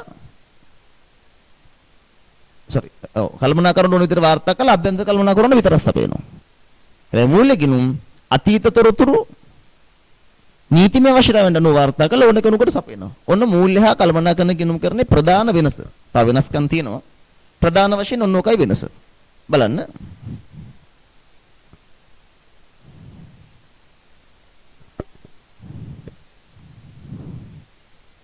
මූල්‍ය ගිණුම් කරණය හා කල්පනාකරන ගිණුම් කරණය අතර සැසඳීමක් ලියන්න මූල්‍ය ගිණුම් කරණය යටතේ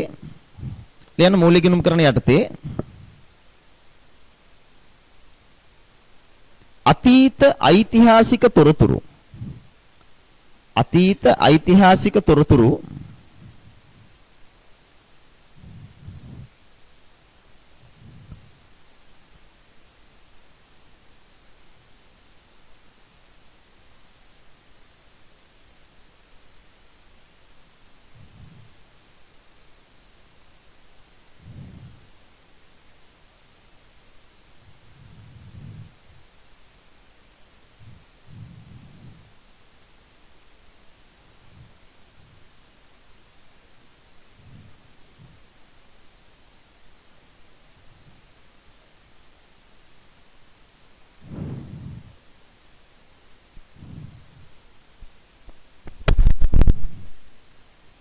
මූල්‍ය ගිණුම් කරණයේදී අතීත ඓතිහාසික තොරතුරු ප්‍රමිත හා සංකල්පවලට අනුව වාර්තා කර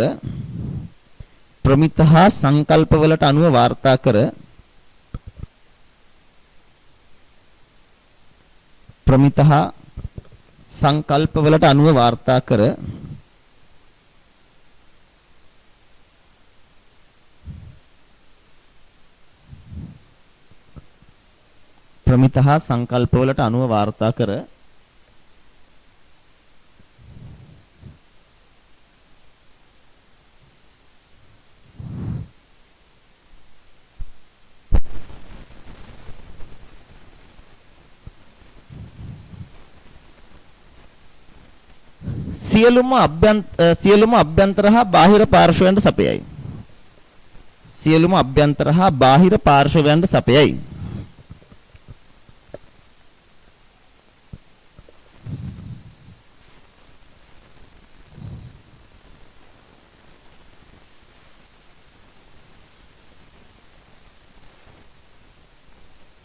සියලුම අභ්‍යන්තර හා බාහිර පාර්ශවයන්ට සපයයි.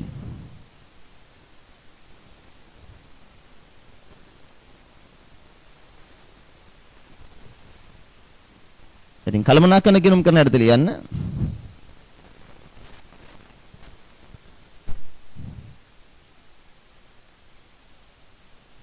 කලමනාකරන ගිණුම් කරන හැටි ලියන්න. අනාගතයට අදාළ අයවැයගත තොරතුරු. හැබැයි මෙතන ඇතැම් වෙලාවට අතීත තොරතුරු තියෙන්න පුළුවන්. රයිට් ඒ නිසා අපි මෙහෙම ලියමු. අනාගතයට අදාළ අයවැයගත තොරතුරු සහ ඇතැම් අතීත තොරතුරු. අනාගතයට අදාළ අයවැයගත තොරතුරු සහ ඇතැම් අතීත තොරතුරු තියෙන්න පුළුවන්. අනාගතයට අදාළ අයවැයගත තොරතුරු සහ ඇතැම් අතීත තොරතුරු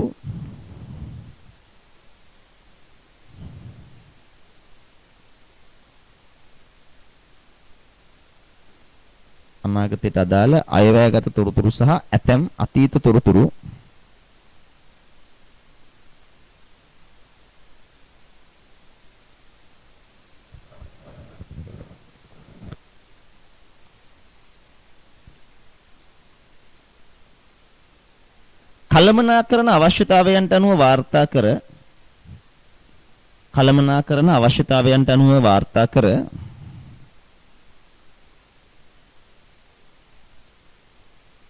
කළමනාකරන අවශ්‍යතාවයන්ට අනුව වාර්තා කර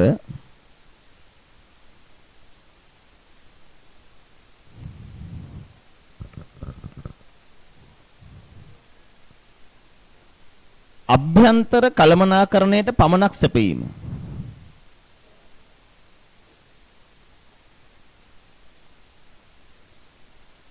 අභ්‍යන්තර කළමනාකරණයට පමණක් සැපීම.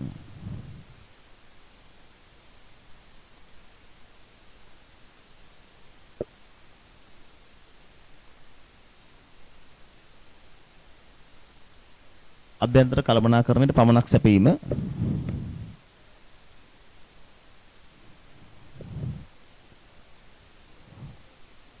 අභ්‍යන්තර කළමනාකරණයට පමණක් සැපීම. කළමනාකරණ ගිණුම්කරණයේදී සිදුවේ. කළමනාකරණ ගිණුම්කරණයේදී සිදුවේ.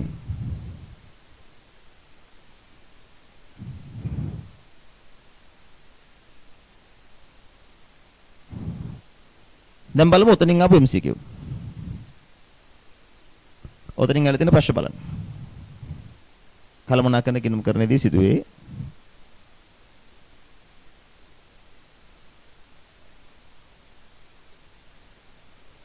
ප්‍රශ්න 12 13 14 15. 15 නෙමෙයි 14. 12 13 14. කරලා දාන්න බලන්න.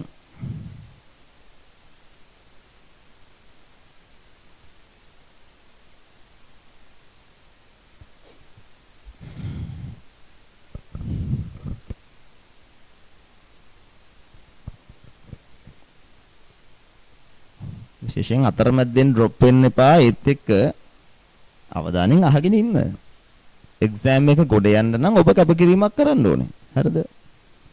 ඉතින් අපි කියන්නේ මෙච්චර මේ ඔක්කොම ටික අතට ගෙනල්ලා බෙදලා දීලා කන්න කියලාම කවනවා ගිල්ලනෝනේ. එතකොට කටට දාලා හපලා ගිල ගන්න බැරි නම් කරන්න දෙයක් නැහැ. ඉතින් ඒ නිසා මේ විභාගයේ වෙනුවෙන් අඩු කාලයක් ඇතුළත මෙහෙම විශේෂ ප්ලෑන් එකක් එක්ක මෙහෙම උගන්වන්නේ. ඔයාලගේ උනන්දුව මගේ උනන්දුව 100යි නම් ඔයාගේ උනන්දුව 1000ක් වෙන්න ඕනේ. ඉතින් එතකොට තමයි කොට යන්නේ. නිසා ගොඩක් කතන්දර කියන්න අපිට කාලයක් ගන්න බෑ මේ වෙලාව තුල. නිසා හරියට වැඩේ කරගෙන ගියා නම් ගොඩ යනවම තමයි ඈ. මේ ප්ලෑන් එක අන්තිමේදී ඔයා බලන්නකෝ. ඔයාටම තේරෙයි ඔයාගේ වර්ධනයක් වෙලා කියලා.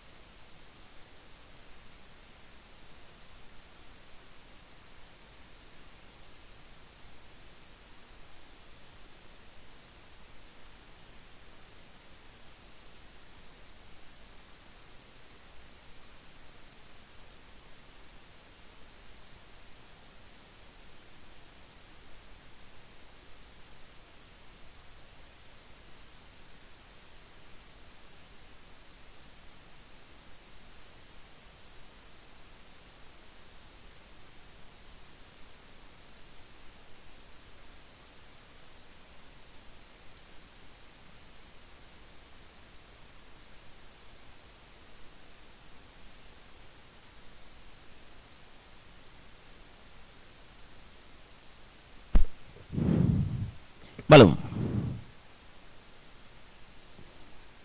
මූල්‍ය ගිණුම්කරණය සහ කළමනාකරණ ගිණුම්කරණ වාර්තා අතර වෙනස්කම් පහත කරුණු මත සඳහන් කරන්න. භාවිත කරන පාර්ශව මූල්‍ය ගිණුම්කරණය ඇත්තටම අභ්‍යන්තර හා බාහිර. කළමනාකරණ ගිණුම්කරණය අභ්‍යන්තර කළමනාකරණයේ පමණි. භාවිත කරන පාර්ශව මූල්‍ය ගිණුම්කරණය අභ්‍යන්තර හා බාහිර දෙකම කළමනාකරණ අභ්‍යන්තර කළමනාකරණ විතරයි. පිළියෙල කරන වාර ගණන කියන්නේ මේකයි ළමයි. මූල්‍ය ගිණුම් අපි මූල්‍ය ගිණුම් කරන්නේදී කරන්නේ අත්‍යවශ්‍යම අන්තිමට මූල්‍ය ප්‍රකාශ හදන එකනේ. කතා කරන්නේ පොදු පරමාර්ථ මූල්‍ය ප්‍රකාශ. ඒ නිසා පිළියෙල කරන වාර ගණන සාමාන්‍යයෙන් වාර්ෂිකවනේ. අපි හදන්නේ අවුරුද්දට එකයි. කළමනාකරණ ගිණුම් ඕනෑම වාර ගණනක්. ඒ කියන්නේ දවසකට, මාසයකට, සතියකට, පැයකට හරි හදන්න පුළුවන්. ඒ නිසා පිළියෙල කරන වාර ගණන කියලා අදහස් කරන්නේ කී සැරයක් හදනවද අවුරුද්දට? මූල්‍ය ගිණුම් වාර්ෂිකව එක්වරයි.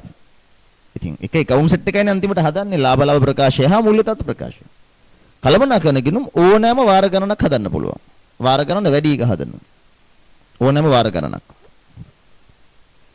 මූල්‍ය ගිණුම් කරන්නේ නෛතික අවශ්‍යතාවය ඇත. මූල්‍ය ගිණුම් කරන පදර නෛතික අවශ්‍යතාවයක් ඇත. කළමනාකරන ගිණුම් කරන නෛතික අවශ්‍යතාවයක් නැත.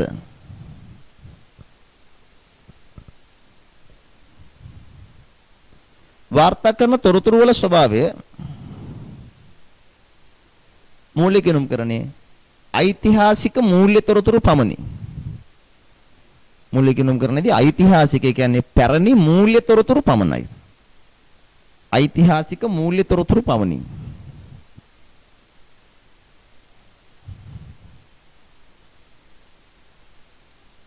කළමනාකරන ගිණුම්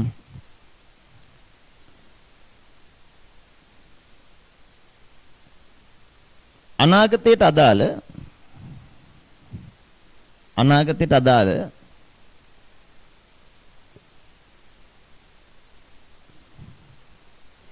එතන මූල්‍ය විතරක් නෙමෙයි ඇතැම් වෙලාවට ළමයි ප්‍රතිශත අනුපාත වගේ තොරතුරුත් තියෙනවානේ.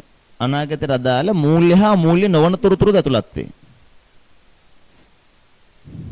අනාගතයට අදාළ මූල්‍ය හා මූල්‍ය නොවන තොරතුරුද ඇතුළත් වේ. ඒ තමයි තොරතුරු වල ස්වභාවය. අනාගතයට අදාළ මූල්‍ය හා මූල්‍ය නොවන තොරතුරුද ඇතුළත්.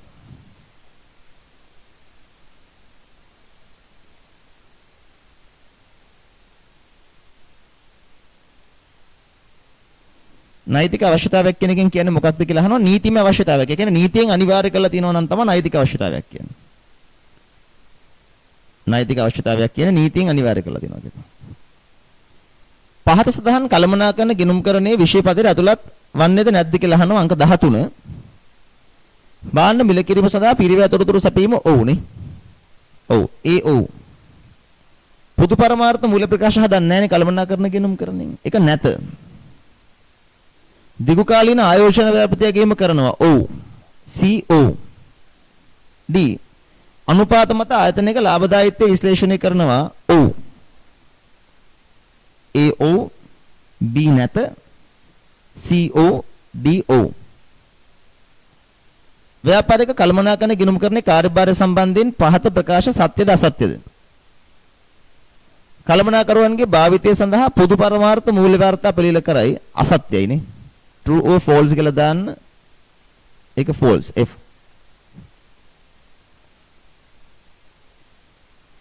ගිණුම් කරන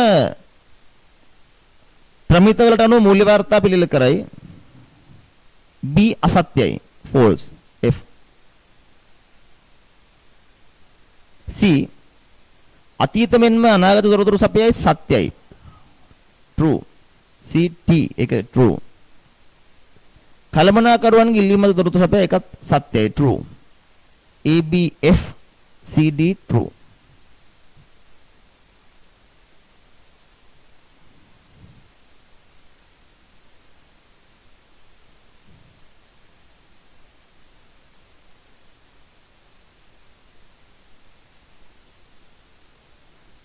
right.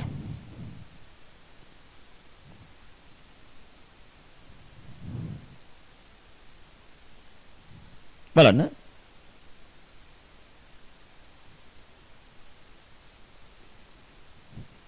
සරල කොටසක් මේ ගිණුම් කරන තොරතුරු කෙරෙහි උනන්දුවක් දක්වන පාර්ශව සහ ඇයි යාලා උනන්දුවක් දක්වන්නේ මම හිතන්නේ ඒක ඔයාලට කියවලා තේරුම් ගන්න පුළුවන් නේද?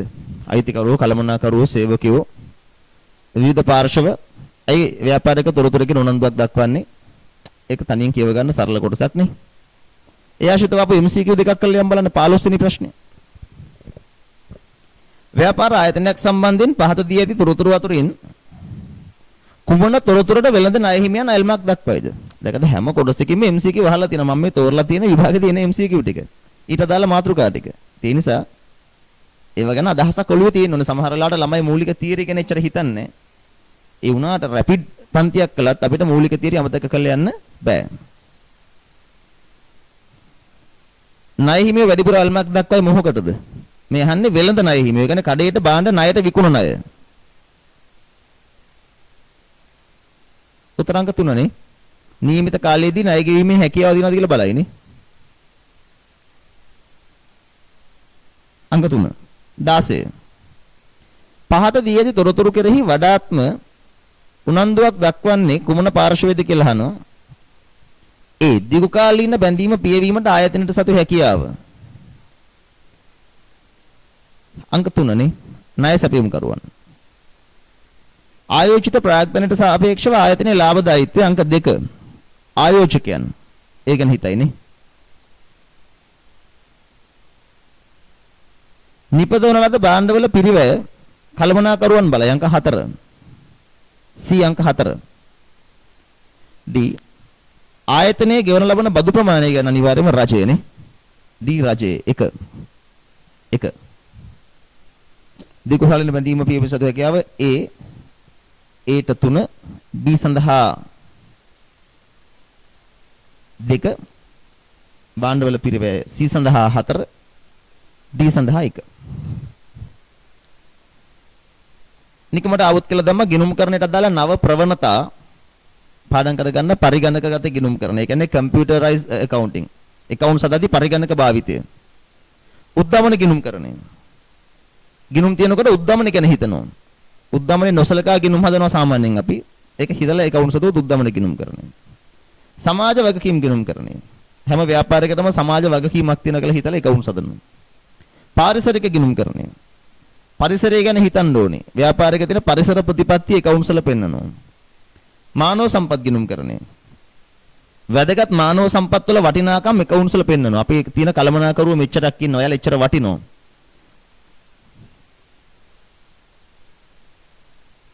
එතනම කියනවා නම් ඔතනින් පළවෙනි ඒකක ඉවරයි.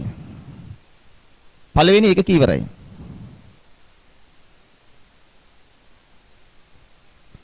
අපි ඊට පස්සේ යන්න යනවා ගිණුම් කරන මූලිකාංග. පළවෙනි එක කීවරයි අපි ඊට පස්සේ කතා කරන්න යන්නේ ගිණුම් කරන මූලිකාංග.